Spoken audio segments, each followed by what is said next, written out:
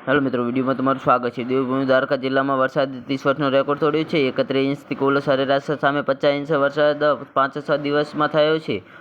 तो जी हाँ मित्रों, देवभूमि द्वारका जिल्ला में पानी में फसायेला तेवी जेटला व्यक्तिओने राज्य सरकारना मार्गदर्शन NDRF अने जिल्ला प्रशासन संकल्पथी रेस्क्यू करी सलामत स्थळे खसेडाया छे। સ્થળાંતરિત કરતા લોકો માટે ભોજન સહિતની તમામ પ્રાથમિક સુવિધાઓ પૂરી પાડવા મુખ્યમંત્રીનું શાસનને માર્ગદર્શન આપવામાં આવ્યું છે। તો જી હા મિત્રો, મુખ્યમંત્રી ભૂપેન્દ્ર પટેલે સૌરાષ્ટ્રના દરિયાકાંઠાના જિલ્લાઓમાં ભારે વરસાદથી સર્જાયેલ સ્થિતિની જાત માહિતી મેળવવા અસરગ્રસ્ત જિલ્લાઓ ખાસ કરીને જામનગર અને દ્વારકા જિલ્લાના ગામોમાં હવાઈ નિરીક્ષણ કર્યું હતું।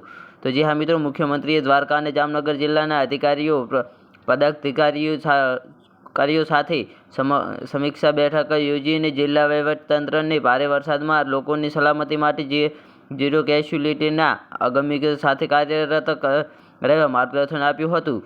તો જે હા મિત્રો, દેવભૂમિ દ્વારકા, જામનગર, પોરબંદર સહિત સૌરાષ્ટ્રના દરિયાકાંઠાના જિલ્લાઓમાં છેલ્લા 5 દિવસથી વરસી રહેલા ભારે વરસાદના સંદર્ભમાં નીચાણવાળા વિસ્તારોમાં પાણી ભરાતા જનજીવન પ્રભાવિત થતાં મુખ્યમંત્રીએ દેવભૂમિ દ્વારકાની દરિયાઈ પટ્ટી અને અસરગ્રસ્ત વિસ્તારોનો તાગ મેળવ્યો હતો। તો જી હા મિત્રો, વિડીયોમાં બન્યા રહેવા બદલ ધન્યવાદ।